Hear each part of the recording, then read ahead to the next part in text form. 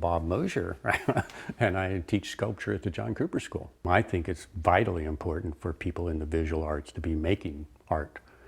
I think it keeps you current. It feeds your students in their classroom, and it feeds me in my studio. I discover something new at least every 3 or 4 days. Bob was born out of the womb as a teacher, and he has a hard time leaving it, even though he has other endeavors and many things on his plate, and there's not enough time in life to do them all. But he is first and foremost a teacher, and that's what he loves passionately.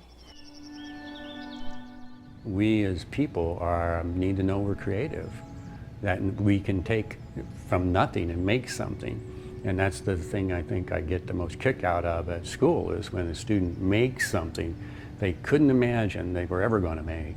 And then they go, this is really good. I can't believe I made this thing, you know? And especially since they start out with nothing. Every one of the students at John Cooper, I truly believe, is creative, very creative. It's just that they've never had material put in their hands before and then been asked to do something like that. But it's like learning English, which I tell them all the time, and math. Yeah, Bob's not one of those teachers that comes home and turns it off. He comes home and he thinks about his students, and he thinks about where they're headed and where they're going with their work, and they feed him and he feeds them, and it's kind of a two-way street. They give him energy and he gives them energy.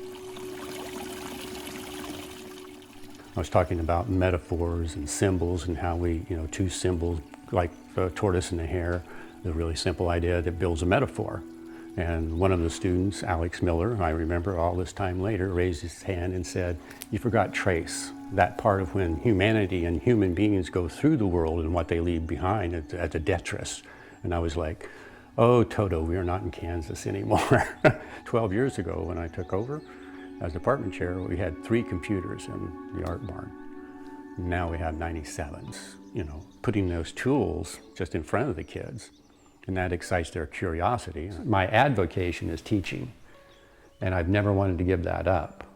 And I've made a conscious decision not to be a professional artist, because that just takes all your time, and I have no time for teaching. There was one student, he was doing this run from this marathon thing from California to Texas or somewhere. I mean, it was days and days and days and months.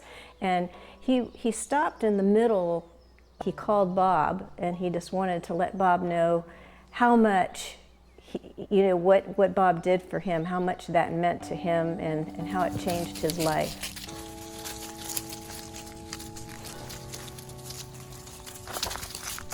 There's only 2 real options for people who come into my room, particularly in the art barn. One, they just fall in love with it, and they just go, I can't imagine all this happens in here.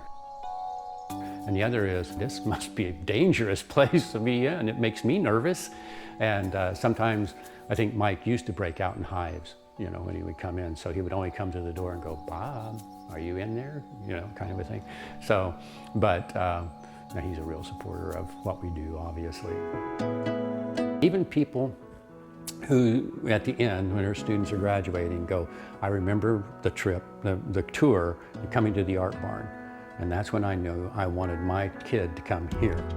I didn't think they'd ever take art, and they didn't, but that was a thing that if they would allow people to or be that creative and explore that much, this is the school I wanted my kid going to. He's brought the program up from so much, and from where it was to what it is now, and he needs to put the reins in their hands, but feel comfortable about doing that, about making sure everything's set for them, but give them the reins and have the latitude to do that. And to see this new building come up, and it's kind of like a vision he has. I told him if he doesn't retire soon, there won't be enough of him for us to do things, and our horses are getting older too. So yeah, we want to, we travel with our horses and ride in the wilderness and camp, and that's another part of us and what we do.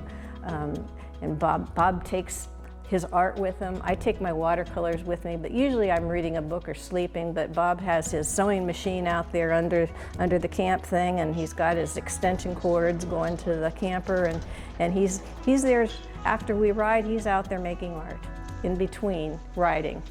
Usually I'm sleeping. He's making art. It's actually making me a writer, not me writing him.